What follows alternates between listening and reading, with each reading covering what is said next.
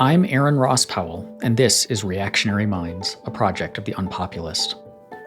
While both sides today have rather less respect for genuine political liberalism than they ought to, the ascension of far-right populism to the presidency, its near total takeover of one of the two major parties, and its continuing efforts to establish control of our institutions and culture make the American right the most severe and immediate threat to our republic and our freedoms. However, just what the right is and what it means to be a conservative, if those are even the same thing, can be a bit slippery. And the history of the American right and American conservatism is quite a bit more complicated, politically and ideologically, than many are aware. To help me tease out just what it means to be of the right, as well as the evolution of conservatism and conservative ideas, I'm joined by Matthew Continetti. He's a resident fellow in social, cultural, and constitutional studies at the American Enterprise Institute and author of the new and genuinely excellent book, The Right, The 100-Year War for American Conservatism. I want to start with the title of your book. So it's called The Right, The 100-Year War for American Conservatism. And immediately I think it raises a question, which is the relationship between what we call the right and what we call conservatism. Are those the same thing? Not necessarily. So the book is called The Right because I wanted to have a way to describe a very large category of thinkers and political figures and activists who are arrayed against the left. They might not agree on anything, but they do agree that they are against the left, against progressivism, against liberalism in some cases, against totalitarianism in other cases. Within that broad category, I do think there's something called American conservatism. And in particular, there's something called the American conservative movement, which is a political formation that really came of age after the Second World War, in the crucible of the Cold War. But that is a small part of this much larger grouping called the right. And I kind of wanted to get at that in the title. And then I also discussed that briefly in the introduction to the book. That's interesting in light of one of the themes that I think comes through in the story that you tell over this 100 years of the conservative movement as not so much a unified ideology, but as a set of factions in this kind of sine wave of influence. Is there then something core, like a core ideological principle that we can say defines, because you said the right exists in opposition to the left, sure. But for a conservative, when we look at this story of neocons and paleocons and reformicons and National Review, and you lump in like the Ron Paulites and the populists and the Trumpists, like all of that, and they're all under this conservative label. But is there a core ideological position that says this is a conservative that unifies them above and beyond opposition to the left? Well, I do think for most of the figures who self-identify as American conservative, there is a perspective that's oriented toward the founders' Constitution. That is to say, American conservatives kind of define themselves in opposition to basically the idea of American government that was born out of the New Deal after Franklin Roosevelt's election. And there were precursors to it in Woodrow Wilson's progressivism. So you'll find all sorts of conservatives, whether they're Barry Goldwater, whether they're Ronald Reagan, William F. Buckley Jr., Ron Paul. They will look toward the founders' Constitution. They'll say that American government kind of went astray, beginning with FDR, and then much more so with LBJ and the Great Society. And that the job of the American conservative is to, if not restore the founders' Constitution, to kind of keep its memory alive and preserve the written Constitution in our law and in our politics. I think that's basically a commonality you can find. You can also say that many people who call themselves conservatives share, certain kind of temperamental characteristics. Typically, conservatives are more pessimistic about human nature. They might say realistic. They are more aware of the unintended consequences of government action. They tend to have a tragic view of life, but that's not true for all figures on the American right or even the American conservative movement. I mean, you look at the two most important conservatives of the 20th century, Ronald Reagan and William F. Buckley Jr., neither of them was a temperamental conservative. Reagan was sunny. Reagan believed that human beings, if left alone, would reach their potential just naturally. And Buckley himself has said that he didn't share in the conservative kind of dour outlook on the world. And that was apparent in his life as well. He was adventuresome. He was humorous. He lived life to the fullest. So I kind of come back again and again to this idea of the importance of the Constitution as kind of a fundament of the American conservative movement in the 20th and 21st centuries. You date, or at least you start your history in the 1920s, which gives you the nice 100 years of the title. What happened in the 1920s? Because the Great Depression wasn't until the very tail end of that decade. And so the opposition to the New Deal and so on wasn't until later. What happened in the 1920s that launched what you call the conservative movement? Sure. Well, so I begin in the 1920s mainly because I needed to give the reader a sense of what America and what American politics was like prior to the New Deal, right? If conservatives in the 1930s were saying that they lost something, we need to know what they lost. And what they lost was the kind of understanding of American politics that was present in the Harding, Coolidge, and Hoover administrations. A little bit less so in Hoover. The other reason I begin in the 1920s was the 1920s is really when the Republican Party becomes associated with a rejection of progressivism. So prior to the 1920s, progressivism was kind of basically in the air. It was in the water. It was both parties were drinking from it, but both parties were tempted by progressivism. TR, of course, was the progressive. He left the Republican Party to run as a progressive in 1912. The ideas of progressivism, the ideas that the federal government can be the agency of social mobility, of economic and moral uplift, that objective experts can apply their technical knowledge to solve public policy issues, a sense of historical progress, that things are moving in the direction of a improved humanity. All of those things really become rejected by the leaders of the Republican Party in the 1920s.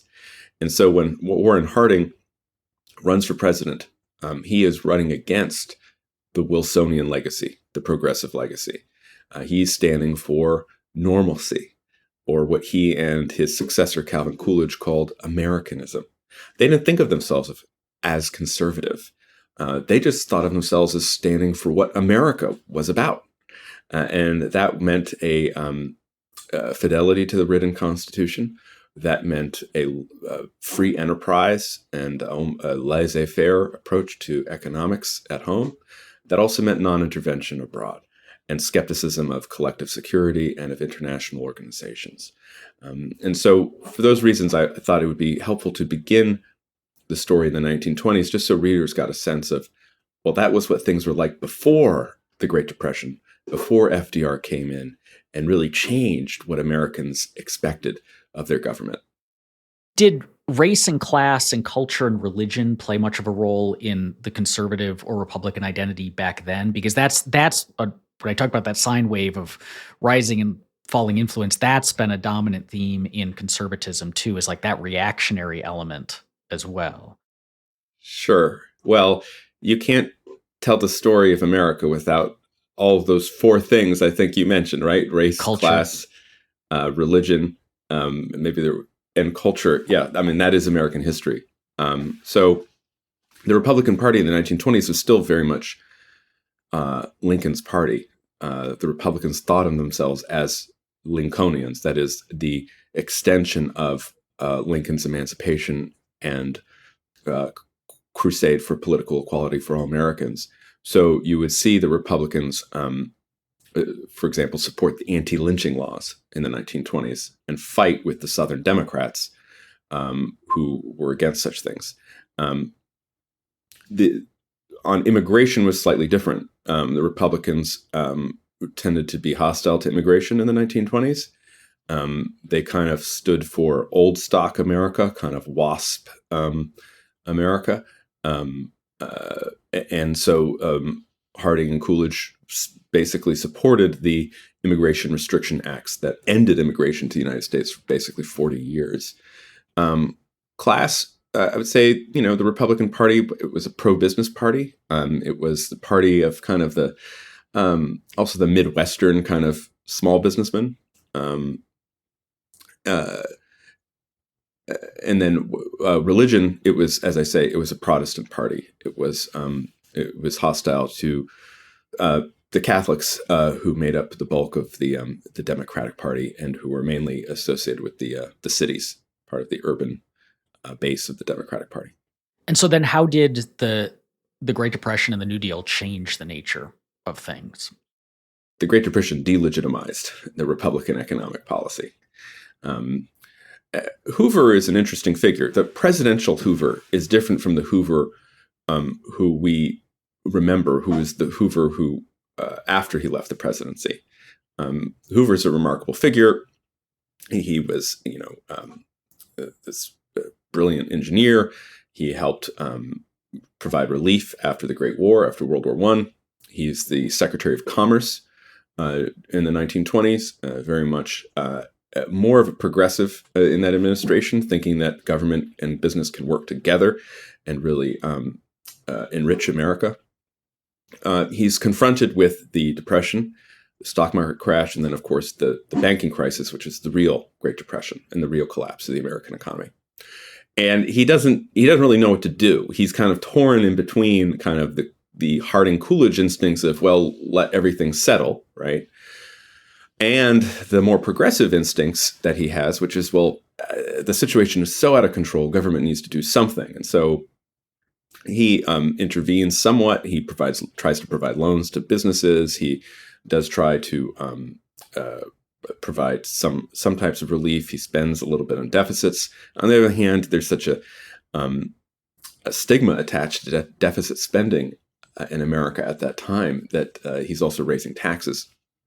It doesn't work. And he loses, of course, to FDR in 1932, one of the most critical elections in American history.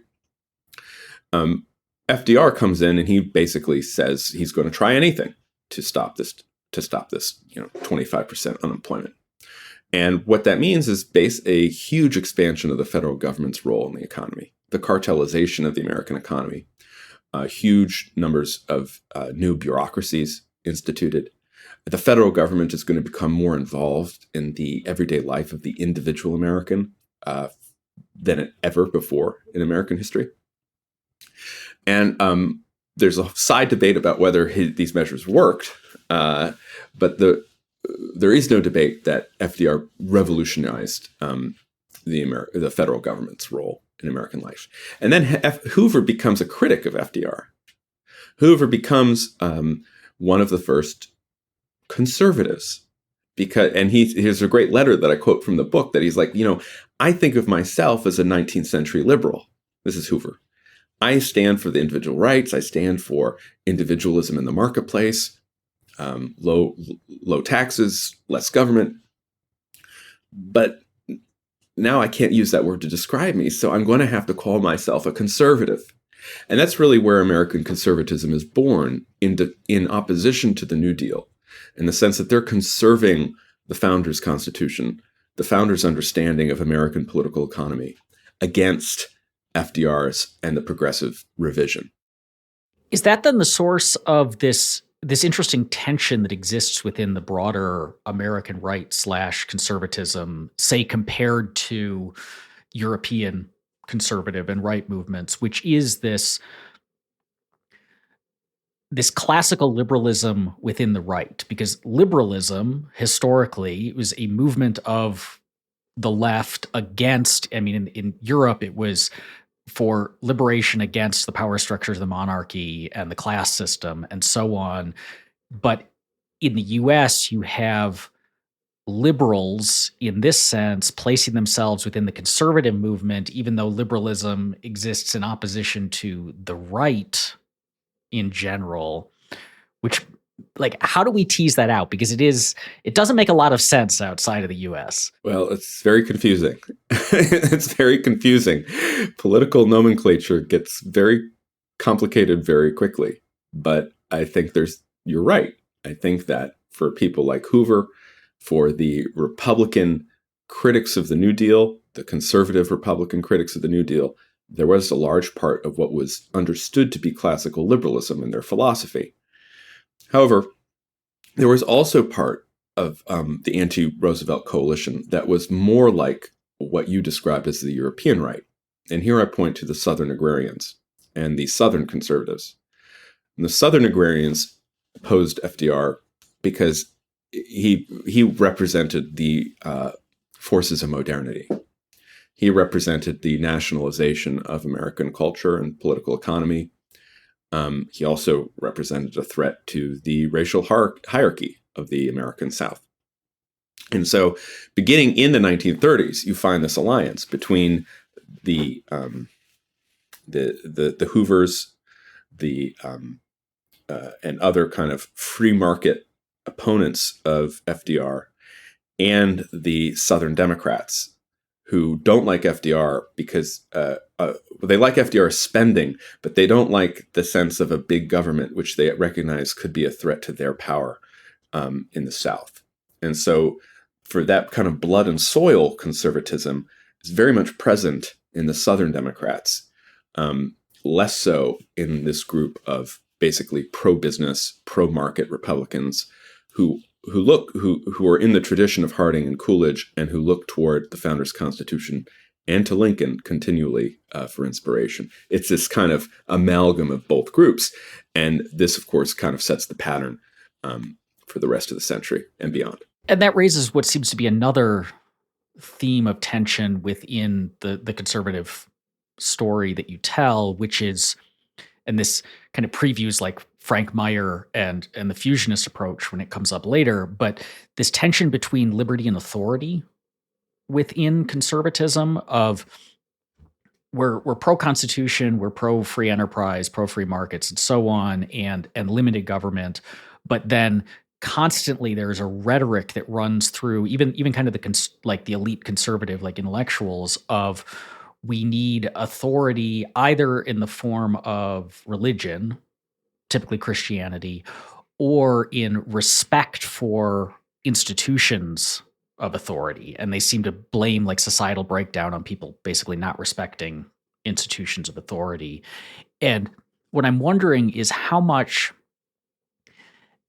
some of that tension has to do with the kind of rise of technocratic progressivism. And let me see if I can, because this might be a bit confused as a question, but there's like in the beginning of, I think in the introduction to the latest edition of Russell Kirk's The Conservative Mind, he makes this frame, which happens a lot in conservative writings, which is basically we need the options in front of us are either if we kind of let people, if we don't have enforced Christian values and kind of these old ways and tradition, what we end up with is this rationalism, constructive, technocratic, like they're going to try to rebuild humanity in these ways that don't really work out in practice, like a top-down construction of culture and identity and so on, which is a very like progressive sort of view. And so the alternative then is identity through tradition, Christianity, traditional power structures and so on. Whereas it seems like there's almost like a false dichotomy there. Like the third way is just like freedom and autonomy and self construction of identity and so on. And so that tension within conservatism of we need these kind of external forms of authority, does that rise up as a result of like the progressive approach as a counter to that? And so in the absence of that, would we have seen the conservative movement be more, I guess, like Frank Meyer libertarian than it might have been? Well, I think the American right prior to World War II was very much libertarian. The right thought of itself as individualist. It was anti-statist. It was constitutionalist. It was anti-interventionist because war is the health of the state. So you mentioned Russell Kirk. Russell Kirk's Conservative Mind first comes out in 1953. Kirk was tied to that Southern agrarian tradition that I talked about. He had a different understanding of what the right was. He had a European understanding of what the right was. And I talk about in the book how he hardly discusses Madison or Jefferson. For him, the political tradition in the United States begins and ends basically it begins with John Adams, and he also includes John Calhoun. Okay. So Kirk and his remarkably successful book and his amazing literary career over the decades represents traditionalist conservatism. He basically imports European conservatism to the United States and kind of includes it with Southern conservatism, the agrarianism, in a new package. So it's very highly emphasizes order as opposed to freedom, virtue as opposed to liberty. Very skeptical of capitalism, very skeptical of industry. So that has to kind of work with and sometimes against the American right coming out of World War II, which still retains a lot of its libertarianism, a lot of its classical liberalism, as we were discussing, but is also beginning to change its attitude toward foreign policy because it is extremely anti-communist and wants to destroy the Soviet Union. It wants to roll back communism because of the threat it perceives from global communism. And this is the debate between freedom and virtue, liberty and order that kind of goes throughout the history of the American right. I would say this, though, that someone like Frank Meyer, while a libertarian, also thought that there needed to be a healthy dose of authority and order in people's private lives. So the way that I would think about it is this: for American conservatives after the Cold War, freedom was a political value. It was an economic value, but socially and culturally, America required institutions that could help prepare individuals for political and economic freedom. So they wanted the authority respected within the social and cultural sphere because they believed that things like the American family, the neighborhood, the church, the school, all of these things went into preparing and equipping Americans to exercise freedom in the political and economic spheres. And so that's how they kind of departed from libertarians after the Second World War, in addition to their different foreign policy.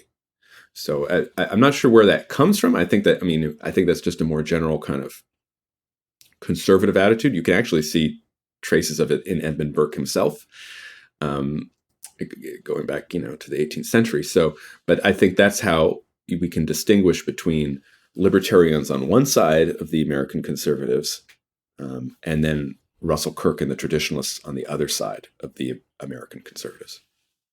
What do conservatives mean in this context by virtue? Because it does play a large role in a lot of conservative arguments, and it's often the thing, as you said, that's like traded off against freedom, that there's this like So the argument goes something like the left wants all of this social freedom, which comes at the expense of virtue, and if virtue declines, that's bad. So we need this authority, whether it's in the government, in the form of the government. If you're one kind of conservative, it's in the form of social structures and hierarchies and so on, and traditional ways in the form of the other.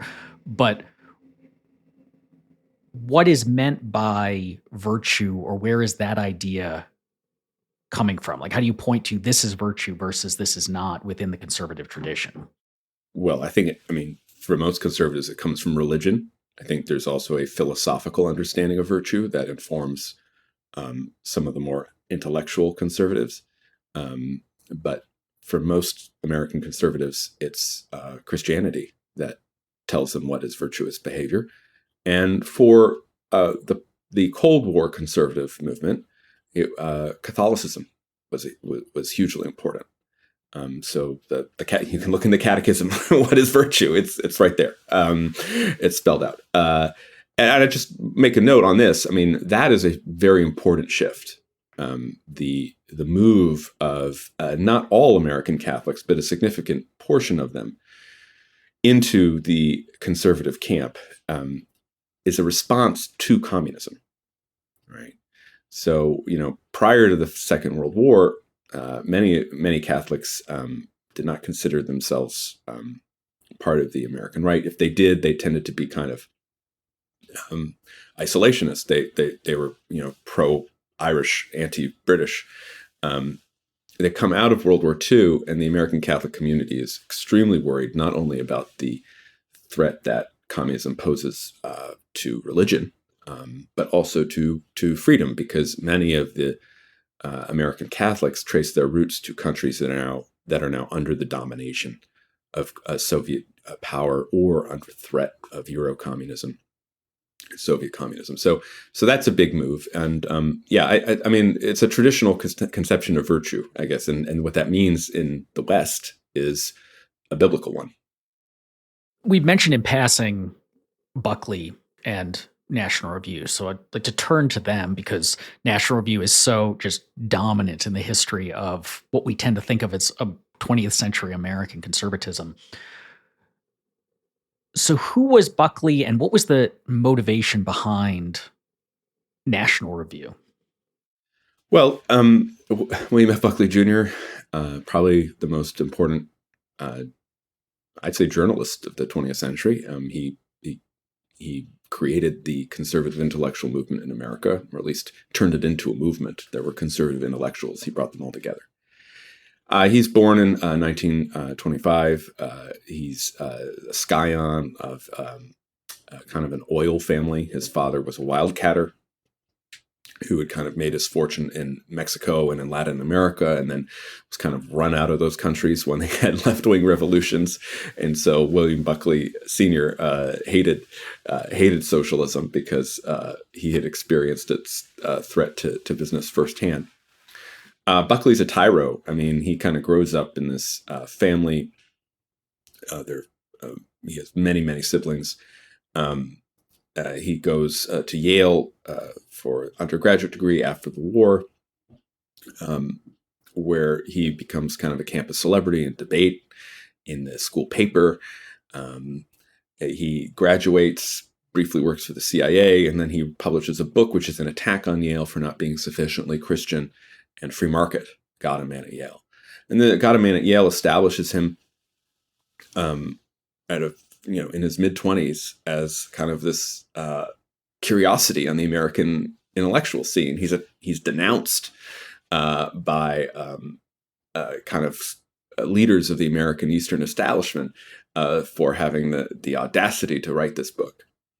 He also recognizes at this time, in the early 1950s, that there are a bunch of kind of critics of New Deal liberalism, critics of the containment policy that President Harry Truman announced against the Soviet Union, and who want to have a restoration of the Founders' Constitution, who want to have a rollback of the New Deal at home and of communism abroad. And he sees these figures out there, and he also sees that the conservative publications available at the time are kind of falling apart. One of them, H.L. Mencken's old magazine, the American Mercury, has become an anti-Semitic tract.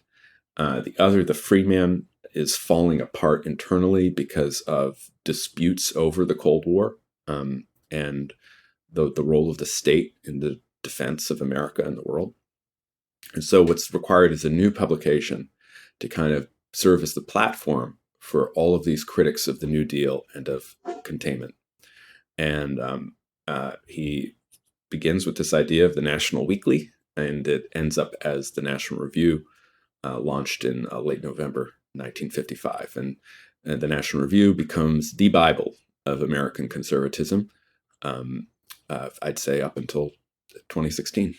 When you say the Bible of national conservatism, I guess, or of American conservatism, national conservatism is it later? Yeah. Of American. I guess. Yeah. The Bible for who? Is he, like, who is the audience of National Review? Because again, American conservatism is a very wildly fractious movement. Like, who is it talking to, and how much is it trickling down to, like, your average, say, Republican voter is being informed by the National Review? Well, at that time, they were not. At that time, the Republican Party was run by figures like Dwight Eisenhower, Richard Nixon, and Nelson Rockefeller, the governor of New York, who Buckley's group were critical of. They disliked them. Buckley was the leader of what were called Buckleyites, mainly young people who thought that there should be a clear choice between the two parties, that the Republican Party should not be New Deal light. It should stand for conservative principles. The National Review was kind of pitched toward elites, I mean, the type of people who would read a biweekly magazine of politics and literature, but it was very popular among young people. And Buckley became the spokesman for a rising generation of conservative that was for the free market at home and hardline anti-communist abroad. And so his viewpoint then, there are others who were associated with it, and it really bursts onto the scene in 1960 when Buckley's brother-in-law and a one-time senior editor at National Review, Brent Bozell, ghostwrites a book for Senator Barry Goldwater of Arizona called The Conscience of a Conservative. And then The Conscience of a Conservative reaches a much vaster audience than National Review while reflecting National Review's ideas. So, and then Goldwater, of course, it becomes a Republican nominee in 1964, introduces post-war American conservatism, Cold War conservatism, into the political mainstream. So I guess that's who he's leading. That's who he's inspiring when we talk about Buckley. What was it then about this message, so the National Review message, given broader voice by Goldwater, that didn't work? Because Goldwater lost, and it wasn't until Reagan that we had a nationally successful person embodying a lot of this. Like, what was it at the time in the 60s that didn't at all resonate? Well, Goldwater was successfully portrayed as an extremist by Lyndon Johnson, the incumbent Democratic president. His views were not mainstream. There still a lot had to happen for conservative ideas to be taken seriously. And Goldwater kind of played into the caricature when he would talk about, tactical nukes, or he would talk about, his line in his acceptance speech where he says extremism in defense of liberty is no vice, right? And then, of course, there was Goldwater's position on civil rights, which also can't be ignored, where he was against the Civil Rights Act of 1964, despite the fact that it was Republican votes that made the act law. And despite the fact, too, that the Republican platform in 1964 supported the Civil Rights Act. so, and so it was a weird situation where the party was nominating someone who had voted against it, the Civil Rights Act, but who was committing himself to enforcing it if he were president. But that too was kind of outside the mainstream, and all of that was responsible for Goldwater's stunning landslide loss. However, the conservative movement at the time kind of took solace in the loss. They were kind of upset, obviously, but they also saw that, hey, we had come pretty far, and the joke among conservatives was always, well, 27 million people can't be wrong, because that's how many votes Goldwater got. Not many, but that's a lot, right? And so that they viewed the Goldwater campaign as a floor, not a ceiling. It was a place from which they could build. It wasn't the apogee of their movement. That would come later. I'm going to ask about the civil rights movement and the National Review and conservative elite response to it, because there's a very striking passage in your book where you're talking about a speech that Buckley gave in 1965 to, I think it's the New York Catholic Police Organization, where he's talking about the different treatment in the press between a civil rights activist who was murdered and a policeman in Mississippi who was killed. And it seemed like this got to a view of the state of civil rights in the United States that is indicative of, I think, a certain way of conservatism, at least at the time, like overprivileging authority versus, say, rights or justice. But maybe I'm misreading it. So what he says is that basically the killing of this police officer and the different treatment is it is no accident. So this is the quote. He says, "It's no accident at all that the police should be despised in an age infatuated with revolution and ideology." And that was really striking, because it seemed to me that there might be other reasons besides infatuation with ideology and revolution that the civil rights movement might be upset with the way that police were behaving in Mississippi in 1965. You think? Yeah. But I don't think that police officer was killed by civil rights activists, though. Yeah. No. But like, he's not. Yeah. No, I'm not like the specific death of this police officer, but he's talking about dislike of the police. Right. And talking about Mississippi 1965 and right. blaming it on kind of infatuation with ideology. And so was the conservative movement with Buckley and then Goldwater like equipped to kind of wrestle with the real issues of the civil rights movement, or was this, because this attitude seems like kind of out of touch? Well, not to the police in the audience who really liked that part of the speech. It then, of course, was attacked by the New York Times, and that kind of begins giving Buckley the idea that he might want to run for mayor of New York in 1965. A couple of things. So I do think we have to distinguish between Goldwater and Buckley. Goldwater was very much pro-integration. He was not. He was, in his private life, he was not a racist by any means. He supported the desegregation of the Senate cafeteria. He was a member of the Arizona NAACP. His opposition to the Civil Rights Act was on the basis that he could find no constitutional authorization for its involvement in public accommodations and in education. Now, look, I think he was wrong, but it wasn't a racial argument he was making. It was a constitutional one. Buckley, though, did make cultural arguments against civil rights throughout the 1950s, kind of into the 1960s, though less so. And so I think that's one difference. In this speech in particular, there are a few things that I think are interesting that we can observe in it. One is support for law and order, which is a conservative trope to this day. Another is an attack on the media, which is a conservative trope. to this day. And then too, like a sense of audience. Like Buckley is speaking to these cops. These cops tend to come from white working class backgrounds, and they really like his message. And yet, he's William F. Buckley Jr. He's this kind of weird pseudo aristocratic figure with the unidentifiable accent and the large vocabulary with multi-syllabic words.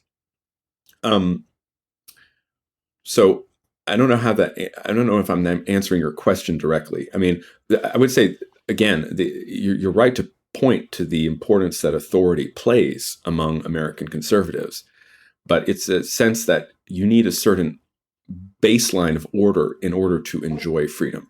And that baseline of order involves personal safety. And so that has made conservatives, pro-police.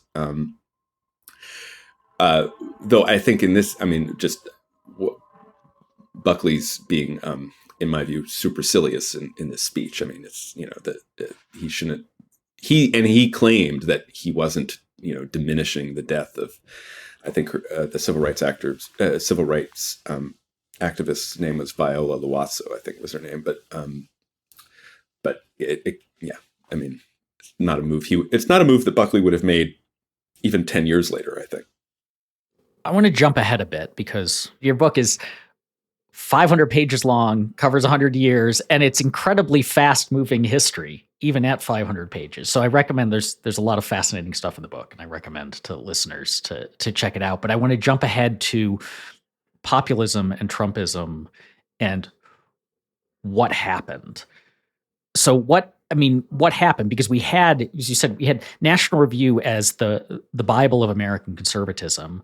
But then in 2016, National Review publishes its anti-Trump issue where they come out against him. But the years since have basically been a repudiation of that issue as far as the conservative movement is concerned. So what happened? Well, it's a long story, but I think it starts with the end of the Soviet Union. When the Soviet Union disintegrates itself in the end of 1991, the binding glue of Cold War conservatism vanishes with it. And the opposition to communism and to the Soviet Union had really kept the American conservative movement together throughout the Cold War. Now that it's gone, there's a debate that begins in the 1990s over what direction the American right should take. And there are figures such as Patrick Buchanan who say that in this post-Cold War world, the American right needs to go back to its original understanding of itself. It needs to go back to the right of the 1920s and the 1930s. It needs to be pro-free enterprise within the borders of the United States, but protectionist with regard to the global economy. It needs to be restrictionist toward immigration, and it needs to stop intervening overseas, the America First principles. So Buchanan is introducing all of this in the early 1990s. And you also have other populist figures like Ross Perot on the chessboard as well, who are voicing somewhat similar claims, but in different ways, right? And who are very popular among Republican voters and the grassroots of the party. So this debate it goes on for really 20 years, 25 years or so, and over time the conservative elites, the ones who are anti-Buchanan, who are anti-Perot, the ones who want to maintain or expand on what Cold War conservatism meant, including kind of global markets, global use of American force in order to uphold world order, open immigration, or at least large-scale legal immigration to the United States. They are continually under assault. And I think the real break point happens in George W. Bush's second term. George W. Bush tries to enact a comprehensive immigration reform that includes an amnesty for illegal immigrants who have been in the country for some time. And the grassroots of the Republican Party revolts, and the bill goes nowhere. The war in Iraq, launched in 2003, the second war in Iraq, does not go well in George W. Bush's second term. He doesn't begin to change his strategy until his final 2 years in office. And you see as early as 2008, with the rise of Ron Paul, that among young people on the right in particular, there is a renewed resistance to American intervention, to the idea of America as the guarantor of global security. And then at the end of George W. Bush's term is the financial crisis, another global economic event that delegitimizes the economic policies of the incumbent Republican administration. And so as a result of those three things, after 2008, the American right is extremely anti-elitist. It's suspicious of both Democrats and Republicans. It is populist. It is nationalist. It's in that Buchananite mold. And that lays the groundwork for Trump's rise in 2015 and 2016. With all that said, then, is there a way to fix things? Because it seems like the Republican Party is in a fairly dire place right now for, I think, both for liberals, but also for people who care about a lot of what we would think of as traditional conservative or intellectual conservative values. Trumpism is not a good change in the American conservative movement. Is there a way to get us back to something that looks more like the conservatism of Goldwater or Reagan and less of the paleo Buchananite, Bircher, and so on that seems to have taken over? Well, I do think that when you look at the history over the span of 100 years, it does suggest that the Cold War conservatism of Goldwater, Buckley, and Reagan may have been something of an aberration. That the kind of baseline condition of the American right is something that is protectionist, anti-immigrant, and hostile toward overseas entanglements. I will say that another problem with changing the current direction of the Republican Party is that from a political perspective, the Republicans think things are going pretty well for them right now. They almost won the presidency in 2020. They picked up over a dozen House seats in 2020. They think that they're due for a really good election this year. So they're not really feeling any cost or consequence for taking this new direction. They're looking at these polls that show that Hispanic Americans are now splitting their vote on the generic ballot between the two parties. So I think that's a reason to be skeptical that there's going to be any major change in the Republican Party for the time being. I do think that events matter and leadership matters. And right now, the party continues to be dominated by the figure of Trump. And until that changes, there's really no, I think, prospect of a renewed conservatism in the vision, say, of Ronald Reagan. Reagan conservatives are still there in the Republican Party, but they are now part of a coalition, the majority of which is Trump conservative. If American conservatism has something to offer of value in governing, which is a part of the argument of your book, is that these ideas have value, have brought value, but you're talking to an electorate, and especially a younger electorate, that is very turned off by what they see as American conservatism right now, whether that's Trumpism or everything adjacent to it, and the kind of hard turn to the culture war and so on. what's the fundamental message of American conservatism for convincing the next generation of voters to either come back to it or to have an appreciation for it as a possible path forward? Look, I mean, I think events matter more than ideas in shaping the political attitudes of a generation. From my perspective, an American conservatism that doesn't prioritize freedom is not worth supporting.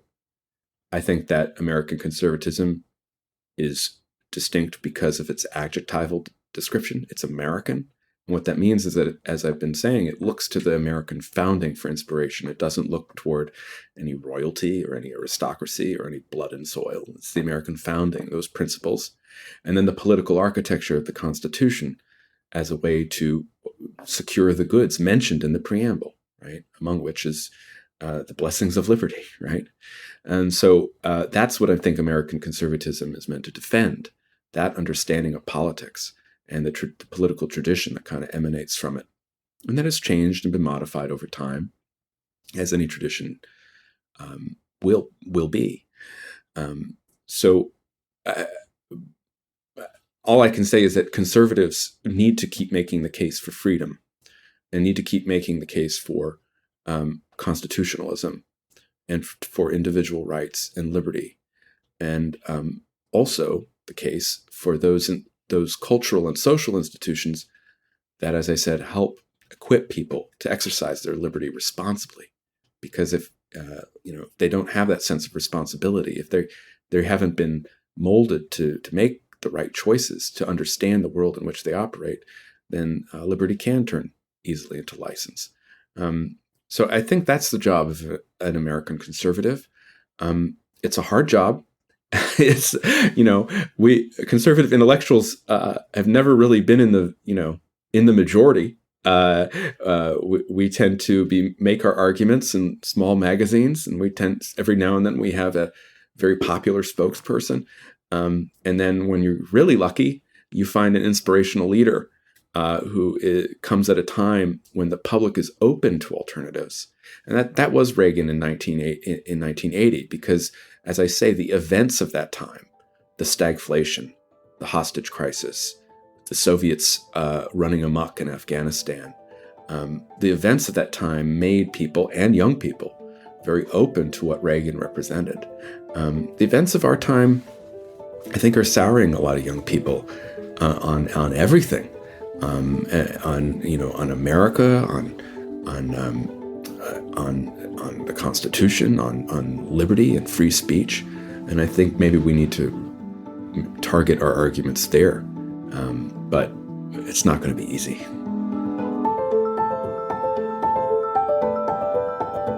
Thank you for listening to Reactionary Minds, a project of the Unpopulist. If you want to learn more about the rise of a liberalism and the need to defend a free society, check out theunpopulist.substack.com.